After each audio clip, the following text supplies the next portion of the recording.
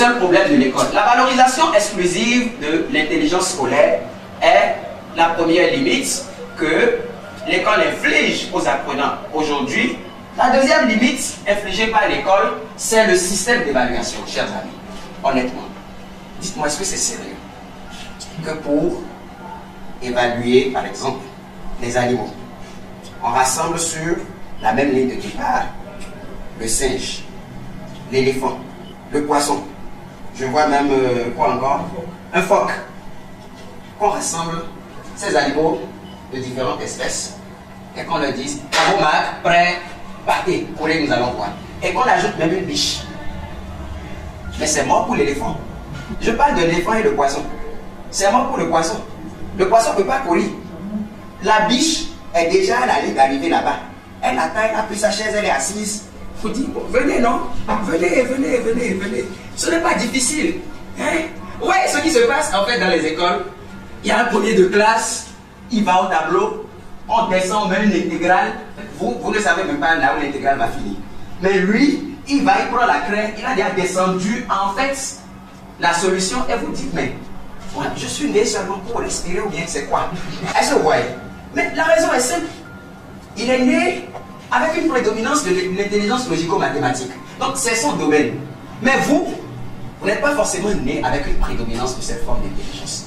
Donc le problème du système aujourd'hui, c'est de réunir des apprenants avec des formes d'intelligence variées, différentes, et de les soumettre aux mêmes évaluations. Ça pose un réel problème. On ne peut pas apprécier l'excellence du singe, comme j'ai l'habitude de le dire, en lui demandant d'aller nager. C'est impossible. Le singe, il a des muscles. Il est doté naturellement de muscles. Et si vous voulez apprécier ses exploits, mettez-le sur un arbre. Il va vous faire de la gymnastique. Il va vous faire du cinéma. Vous allez l'applaudir et dire, ouais, tu es fort. Mais si vous regardez un peu le cirque que fabrique le poisson dans l'eau, et que vous dites au singe, et malheureusement c'est ce qui se passe, parce que le singe aussi, quand il voit que c'est autour du poisson, que tous les touristes, peut-être dans un zoo, se sont rassemblés pour applaudir le poisson, pour ovationner le poisson, pour cette prouesse dans l'eau. Lorsque le singe s'éprend de jalousie, malheureusement, comme c'est le cas pour beaucoup d'apprenants, beaucoup de diplômés aujourd'hui, qui sont obligés de sortir de leur zone de confort. C'est de graves incohérences. Il faut que chaque apprenant aujourd'hui, chaque aspirant à l'entrepreneuriat aujourd'hui, examine toutes choses et choisisse ce qui est bon, ce qui peut être profitable à sa situation, à son profil. Écoutez, regardez un peu girafe. C'est 1,50 m au minimum, d'accord, au niveau des pattes. Et ensuite, c'est un coup de 1,50 m.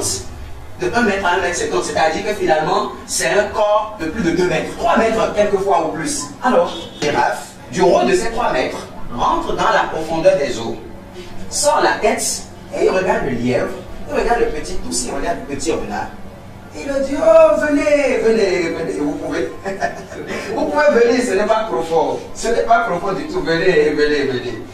Ouais, c'est une image qui me fait rire souvent, et c'est pour ça que j'ai pris ça en illustration de mes communications. Et ils lui ont répondu, mais attends, t'es vraiment un sale con. Et je crois que c'est la meilleure réponse qu'ils ont pu lui servir. Parce que eux, ils ne feront pas de part avant de se noyer en fait.